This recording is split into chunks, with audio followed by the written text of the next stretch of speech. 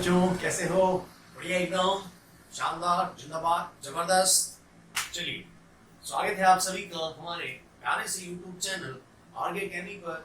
और बच्चों, आज हम लेके आए हैं आपके लिए बहुत इंपॉर्टेंट सा टॉपिक। तो वीडियो में अंत तक बने रहिएगा और इस टॉपिक पर बेस्ड जब भी क्वेश्चन आए एग्जाम्स में, जो कि श्योर आता है, आपका सही होना चाहिए। तो आज का हमारा टॉपिक है थर्मल स्टेबिलिटी। देखिए क्या होती है थर्मल स्टेबिलिटी और किस तरह से हम इसको चेक कर सकते हैं, कंपेयर कर सकते हैं, क्योंकि एग्जाम्स में कंपैरेटिव क्वेश्चन आता है थर्मल स्टेबिलिटी पर। तो जो जब भी हमें थर्मल स्टेबिलिटी चेक करनी हो किसी कंपाउंड की, तो वहां पर दो केस बनते हैं। दो केस बनेंगे बच्चों। एक तो बनेगा टू टाइप्स ऑफ एटम, यानी ऐसा होगा कंपाउंड जिसमें दो टाइप के कंपाउंड, सॉरी दो टाइप के एटम हो। और दूसरा बनेगा मोर than two types of atom. और सेकंड केस वो बनेगा कि आपको जो कंपाउंड गिवन होंगे वो ऐसे होंगे जिनमें more than two types of atom होंगे। More than two types of atom में क्या करना है और टू टाइप ऑफ एटम में क्या करना है। सबसे पहले हम टू टाइप ऑफ एटम में देखते हैं। अगर मान लो आपको जो कंपाउंड गिवन है उसमें दो ही टाइप के एटम एग्जिस्ट कर रहे हैं, तो फिर उसके अंदर हम थर्मल स्टेबिलिटी को चेक करते हैं साइज के अकॉर्डिंग। और थर्मल स्टेबिलिटी होती है inversely proportional to size. Inversely proportional to size, it means size अगर इंक्रीज होगा देन थर्मल स्टेबिलिटी डिक्रीज हो जाएगी। ओके। और अगर मान लीजिए हमें जो कंपाउंड गिवन है उसमें more than two type of atom है, तो फिर वहां पर हम थर्मल स्टेबिलिटी चेक करते हैं through the ionic potential. Ionic potential के थ्रू हम थर्मल स्टेबिलिटी को चेक करते हैं। और आयोनिक पोटेंशियल को अपन किससे रिप्रेजेंट करते हैं? फाई से, that is ionic potential. Okay. और ये आयोनिक पोटेंशियल जो होता है ये होता है बच्चों charge upon radius, sorry yes, charge upon radius होता है, चार्ज अपॉन रेडियस, यस और नो। तो यहां पर अगर मैं आयोनिक पोटेंशियल की जगह पर चार्ज अपॉन रेडियस को रिप्लेस कर दूं, देन हमारी थर्मल स्टेबिलिटी रिलेट कैसे होगी? Radius upon charge, radius upon charge. It means finally हमें अगर इस केस का एटम है, मॉलिक्यूल दिया है इस केस का, और हमें थर्मल स्टेबिलिटी कंपेयर करवा रहा है, तो हम थर्मल स्टेबिलिटी को रेडियस अपॉन चार्ज के थ्रू कंपेयर करेंगे। ओके। अब यहाँ पर एक चीज समझ लेना जरूरी है कि यहाँ पर जो चार्ज होता है, चार्ज जो होता है ये डोमिनेंट होता है ऑन रेडियस। चार्ज जो है वो रेडियस पर डोमिनेंट होता है बच्चों। और ये कब हमें देखना है? जब इस केस की बात कर रहा हूं मैं, जब हमारे को ऐसा कंपाउंड गिवन है जहां पर चार्ज भी वेरी कर रहा है और रेडियस भी वेरी कर रहा है। चार्ज और रेडियस दोनों ही वेरी कर रहा है। इस केस में बच्चों ध्यान रखना है कि हमें चार्ज के बेसिस पर आंसर करना है, क्योंकि charge is dominant over the radius. Charge radius पर डोमिनेंट होता है। लेकिन अगर मान लो चार्ज में कोई चेंज नहीं हो रहा, ओनली फॉर रेडियस चेंजेबल है, देन रेडियस से आंसर निकाल देंगे। रेडियस अगर फिक्स है, चार्ज ही चेंज हो रहा है, तो चार्ज से आंसर निकाल देंगे। और दोनों वेरिएबल हैं, देन हम डोमिनेंट फैक्टर देखेंगे, और डोमिनेंट फैक्टर है चार्ज, इट मींस चार्ज से हम आंसर पिक करेंगे। ओके बच्चों, तो अब इस कांसेप्ट पर बेस्ड कुछ क्वेश्चंस जो एग्जाम्स में आए हैं वो लेते हैं। देखो सिंपल कांसेप्ट है, आपको कंपाउंड चेक करना है। इस केस का है more than two type of atom का है या टू टाइप ऑफ एटम का है। टू टाइप ऑफ एटम का है तो इस तरफ चलना है, और more than two type of atom है तो इस तरफ चलना है, और हमें आराम से इजीली हमारा ऑर्डर मिल। तो बच्चों, कांसेप्ट को समझने के बाद अब हम ले रहे हैं क्वेश्चंस जो बेस्ड हैं उस कांसेप्ट पर। ओके। जो एग्जाम्स में भी आए हुए हैं और आगे भी इस तरह के क्वेश्चंस आते रहेंगे, लेकिन आपके वो क्वेश्चंस गलत नहीं होंगे बच्चों, क्योंकि हमने आपको कांसेप्ट ऑफ थर्मल स्टेबिलिटी समझा दिया है और प्रैक्टिस अभी करवा देते हैं, फिर कभी भी गलत नहीं होंगे। तो बने रहिएगा हमारे साथ। देखिए फर्स्ट क्वेश्चन आया था जो ये था, the correct order of increasing thermal stability of potassium carbonate, magnesium carbonate, calcium carbonate and beryllium carbonate. इनका थर्मल स्टेबिलिटी का जो ऑर्डर है वो कंपेयर करवा रहा था हमसे।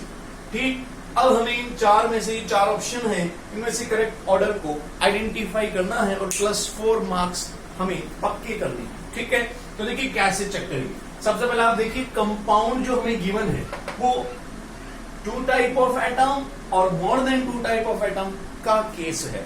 तो आपको देखते ही फटाक से पता चलेगा यहाँ मोर देन 2 टाइप ऑफ एटम का केस है। और more than 2 type of atom का जब केस होता है तो हमें कैसे थर्मल स्टेबिलिटी प्रिडिक्ट करनी है, रेडियस अपॉन चार्ज से थर्मल स्टेबिलिटी प्रिडिक्ट करनी है। ओके, और यहां पर देखो आपको चेक करना है कि भैया चार्ज वेरी कर रहा है अदरवाइज नहीं कर रहा, या रेडियस वेरी कर रही है या नहीं कर रही। तो देखो यहां पर नेगेटिव जो है एनायन जो है वो कार्बोनेट है सब में, all anions are carbonate, it means anion तो वेरी कर ही नहीं रहा, एनायन को कंपेयर ही नहीं करना।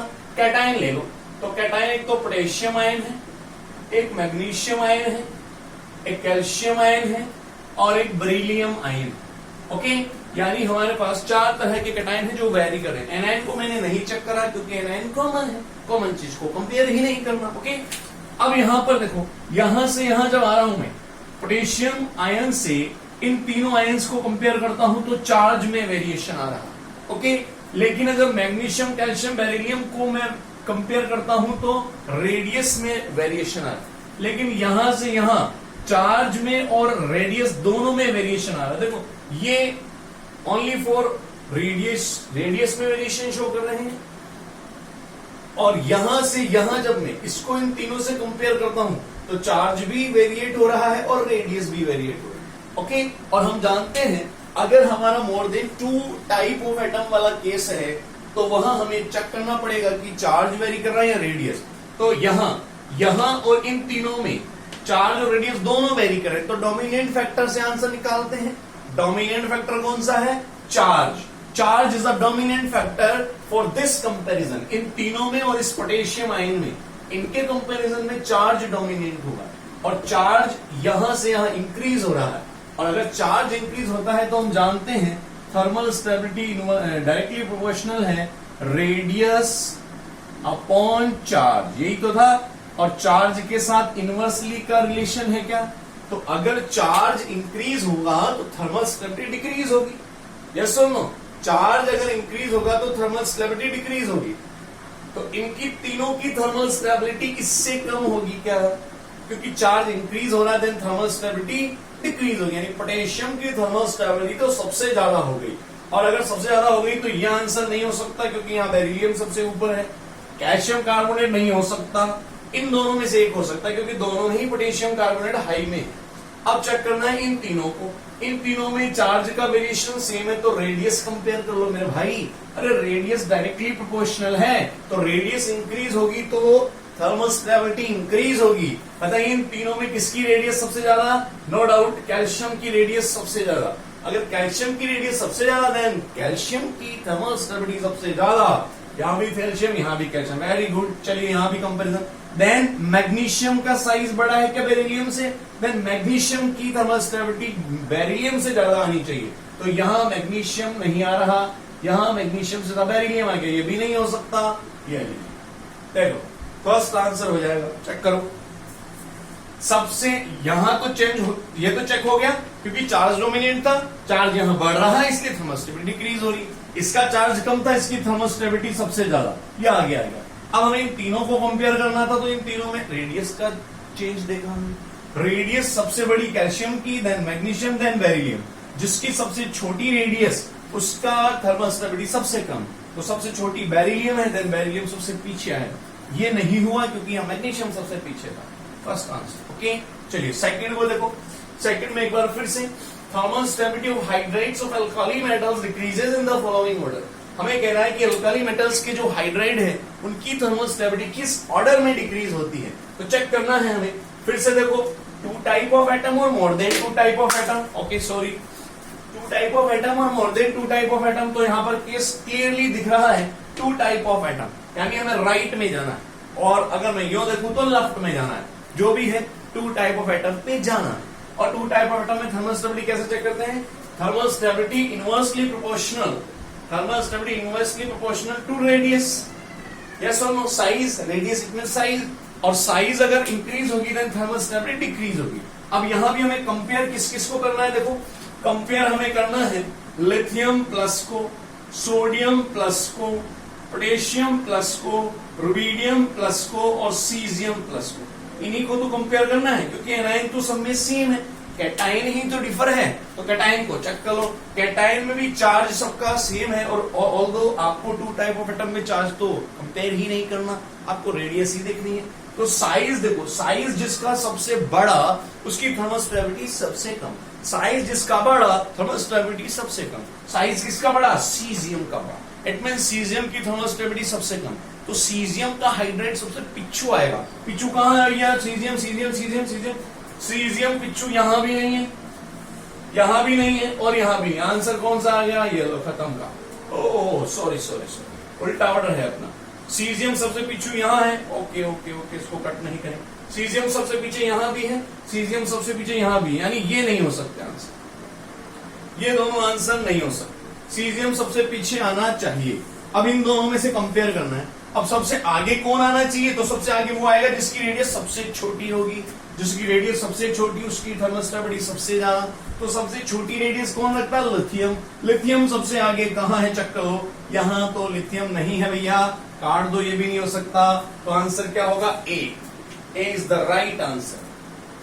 देख लो कितनी आसानी से हो गया, सेकंड्स में होता, फ्रैक्शन ऑफ सेकंड्स में हो जाता है अगर कंसेप्ट क्लियर है। ओके, टाइम बचता है जो बहुत इंपॉर्टेंट है एग्जाम्स में हमारे लिए। थर्ड क्वेश्चन देखो, कह रहा है H2E, ये भी हाइड्राइड है, बट किसके? ऑक्सीजन फैमिली के। ऑक्सीजन फैमिली के हाइड्राइड है। Here E is oxygen, sulphur, selenium, tellurium, polonium.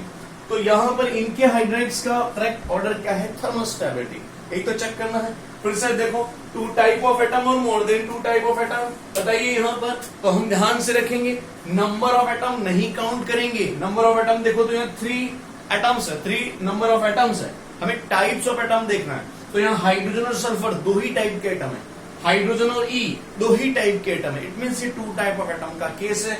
Next again फिर से thermal stability inversely proportional, radius और साइज का कंसेप्ट अप्लाई करना है। अब देखो यहां पर फिर से हाइड्रोजन तो फिक्स है, ऑक्सीजन फैमिली में E तो वेरी कर रहा है, तो E में आप साइज देख लो, जिसका साइज सबसे बड़ा उसकी थर्मल स्टेबिलिटी सबसे कम। सबसे बड़ा साइज पोलोनियम का, और पोलोनियम अगर सबसे बड़ा साइज रखता है तो उसकी थर्मल स्टेबिलिटी सबसे कम। कहां है सबसे पिछू? पिछू पोलोनियम कहां है? ये आंसर सी, खत्म। क्योंकि इसमें तो केस ही एक ही दे रखा, ये नहीं हो सकता, ये नहीं है। अच्छा, चेक भी कर लो क्रॉस, सबसे ज्यादा ऑक्सीजन की ही है क्या? तो ऑक्सीजन का साइज सबसे छोटा है, इट मीन ऑक्सीजन का जो हाइड्राइड है उसकी थर्मल स्टेबिलिटी सबसे ज्यादा होगी। तो देख सकते हैं आप, ये एग्जाम्स के क्वेश्चन हैं, बट ये एग्जाम्स के क्वेश्चन भी हमसे फ्रैक्शन ऑफ सेकंड्स में हो जाते हैं अगर हमारे को कॉन्सेप्ट अच्छे से क्लियर है। इसलिए बच्चों मैंने इस कॉन्सेप्ट की अलग से क्लास बनाई है ताकि इसका पूरा बेनिफिट आपको मिल सके। और ऑल दो कॉम्पिटिटिव एग्जाम्स में थर्मल स्टेबिलिटी से रिलेटेड क्वेश्चन पूछे जाते हैं। आई होप इस वीडियो से आपको बहुत हेल्प मिलेगी और आपके जो क्वेश्चन अटेम्प्टिंग की स्पीड है वो भी बढ़ेगी अगर थर्मल स्टेबिलिटी का क्वेश्चन आता है। तो ये वीडियो आपको अगर अच्छा लगा हो तो हमारे चैनल को लाइक, शेयर और सब्सक्राइब करिएगा, बेल आइकन को प्रेस करिएगा ताकि ऐसे इंटरेस्टिंग से छोटे छोटे कंसेप्ट्स के वीडियो आपको मिलते रहें और आपकी हेल्प होती रहे। हम यही चाहते हैं कि हमारे हर एक कंसेप्ट से आपका एक क्वेश्चन सही हो। ओके बच्चों, मिलते हैं नेक्स्ट वीडियो में। Okay, thank you.